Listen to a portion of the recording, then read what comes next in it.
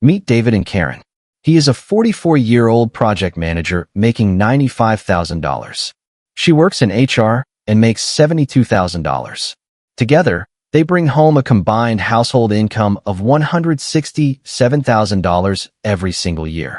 They have 2 kids, a nice house in a good school district, 2 newer cars, and a nice 2-week vacation to Florida every summer. By every visible measure, they have made it. But David cannot sleep the night before a big car repair. Karen quietly panics every time their air conditioning unit makes a strange sound. They have been meaning to get serious about retirement for 6 years now. They make $167,000 a year, yet money is still a constant source of dread. Something is wrong with that picture, and the problem isn't their income. Most financial advice tells you to earn more, spend less, and invest the difference.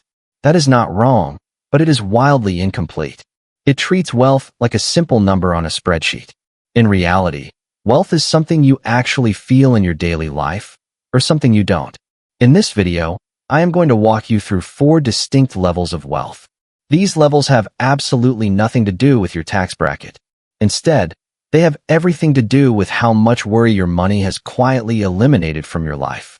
I have spent years studying how ordinary high earners stay financially anxious, while people who make less on paper somehow feel completely free.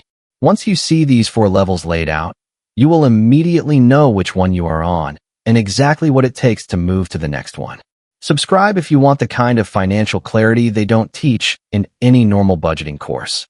Most of us grow up believing a simple rule: if I just earn enough money, my financial stress will finally go away.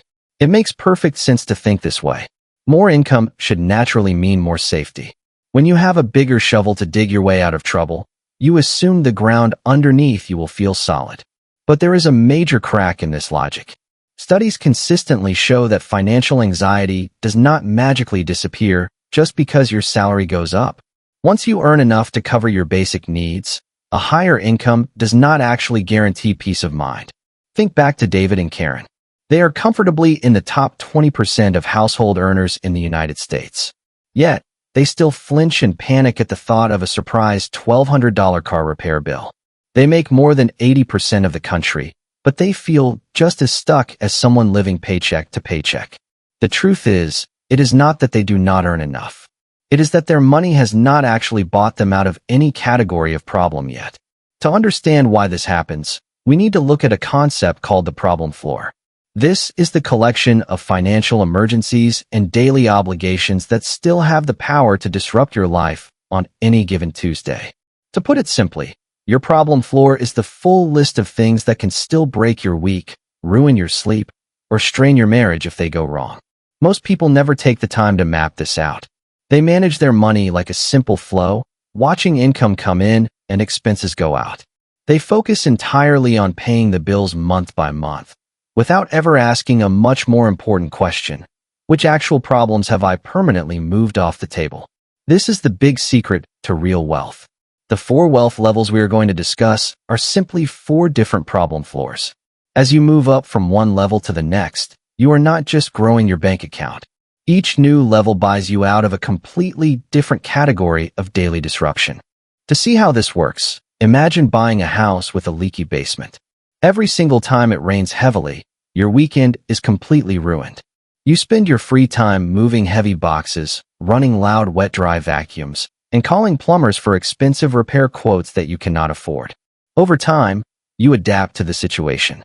You get really good at managing the leak, and it just becomes a normal, stressful part of your life. Now, imagine spending $8,000 to waterproof that basement permanently. After the work is done, you do not have to manage the rain anymore.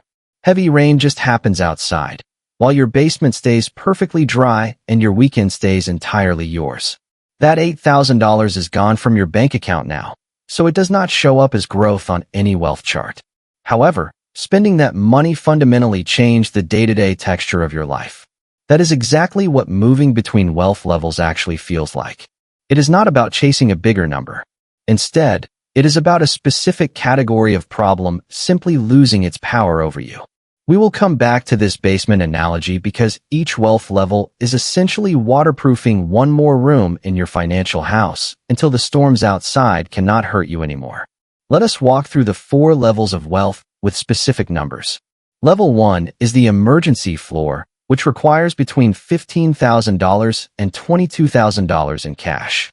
This amount easily covers unexpected problems like a broken refrigerator or a flat tire. Most people think they are at this level, but they are not. Their money is technically saved in a bank account, but it is already mentally spent on future bills or an upcoming vacation. True Level 1 money is strictly there for the unknown. Level 2 is the income disruption floor. This requires about 6 months of true fixed obligations, which usually means having $35,000 to $60,000 for a normal family. Many people calculate this incorrectly because they only think about groceries. True Level 2 math must include your actual mortgage, health insurance, and car payments. This level ensures that losing your job will not cause you to lose your home. Level 3 is the invisible income floor, where your investments pay for 30 to 50% of your monthly needs. For example, if you have $280,000 invested and it earns a 7% average return, that gives you about $19,600 a year. That breaks down to $1,633 every single month without you lifting a finger. This invisible income permanently removes huge chunks of anxiety from your life because your basic survival is partially paid for by your money. Level 4 is the optionality floor. This is the point where you could walk away from your job without any plan at all and survive comfortably for 3 to 5 years. For a normal household, this usually requires having around $250,000 to $400,000 in accessible funds. Think about the massive difference between a person who hits this number and a person still stuck at level 1. They might earn the exact same income today, but there is a 12-year gap in their savings habits. The person at level 4 has complete control over their time, while the person at level 1 is always one bad week away from disaster. When we look closely at David and Karen, we can see exactly where they stand on these wealth levels. On paper, they look highly successful, but they are actually barely surviving on level 1. They do have $22,000 in an emergency fund, but that money is not truly free. It is already mentally set aside for a leaky roof that they know will need a total replacement very soon. At their current savings rate, it will take them 11 more years just to reach level 2. By then, they will be 55 years old, and level 3 will be statistically impossible for them to reach before they retire. Now, let us contrast their story with Marcus. Marcus is 41 years old and lives in the exact same city. He earns $94,000 a year entirely on his own, which is much less than David and Karen's combined income. However, Marcus made one major structural decision when he was 33 years old.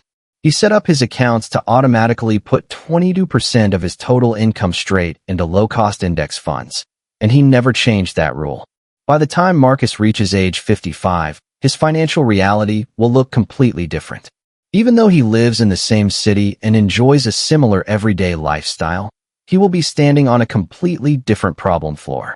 Marcus does not flinch or panic when his air conditioning unit makes a strange sound. In fact, he barely even notices it because his money has already bought that problem off his table. To understand why smart people get stuck, we have to look at an invisible force called lifestyle adequacy signaling. This is the unconscious drive to look financially normal for your specific income level. This force keeps your spending and your savings in a perfect, permanent balance, meaning the more you make, the more you spend just to fit in. At $167,000 a year, David and Karen are not trying to show off. However, their neighborhood, their friend group, and their own self-image all quietly require them to spend a certain amount of money. This is not about vanity or being selfish. It is actually a deep form of social calibration. Since the beginning of time, humans have evolved to match the behavior of their tribe to feel safe and accepted. The real tragedy here is that the exact spending that signals to the world we are doing fine is precisely what prevents David and Karen from ever actually being fine. It is very important to reframe this situation. This is not a personal character flaw, and David and Karen are not bad people. Instead, it is an invisible design. The financial system, the advertising system, and the social system all benefit when families like David and Karen stay stuck at level 1 forever. The system wants them to keep spending, keep working, and feel mostly okay about it, never realizing they are caught in a trap. The popular belief in our society is very simple. The more money you earn, the more financially secure you become. But there is a much sharper truth that most people miss. The reality is that you only become financially secure when your money has permanently solved your daily problems. Earning money and solving problems are two completely different activities, and most high earners have confused them for their entire lives. When you look at it this way, a person who earns $200,000 a year but stays stuck on level 1 is just running on an expensive treadmill. They have to keep running faster and faster just to stay in the exact same place. On the other hand, a person who earns $85,000 a year but manages to reach level 3 has done something completely different. They have used their money to buy back the peace of mind in their own nervous system. Both of these people live in the same country and navigate the same economy. Yet, they have a completely different experience of being alive on a Tuesday afternoon when something suddenly breaks. One is filled with panic, while the other does not even blink. This new way of thinking can feel heavy, especially if you have been earning a high income for years and are just now realizing that your problem floor has not actually moved. But you can change this starting today. Your first action is to spend 30 minutes this week mapping your actual floor. Sit down and write out a list of every financial event that would ruin your sleep if it happened next Monday. This includes car failures, job loss, medical bills, or an appliance replacement. That list is your current problem floor. Most people have never written these things down, but you cannot solve a problem that you have not named. Your second action is to calculate your true level 2 number. Add up every single fixed obligation that you cannot cancel with a quick phone call. This means your mortgage or rent, insurance premiums, car payments, and active subscriptions. Take that total monthly number and multiply it by 6. This is your real target, not the generic financial advice of saving a random 3 to 6 months of expenses. For most families, this true number is actually $15,000 to $25,000 higher than what they currently have in the bank. Your third action is to identify your single level up move. You do not need to reach level 4 this year. You just need to find one structural change that moves you to the very next level. This could be one automated transfer, one debt payoff, or one major expense eliminated. Write it down with a specific dollar amount and a specific date. Do not just say you will save more. Instead, write down something like $740 automatically transferred to my savings account on the 1st and 15th of the month, beginning July 1st. The people who retire with real freedom did not necessarily have bigger salaries. They simply had a clearer picture of which problems they were systematically buying their way out of, and they started doing it much earlier than felt necessary. That is the whole game.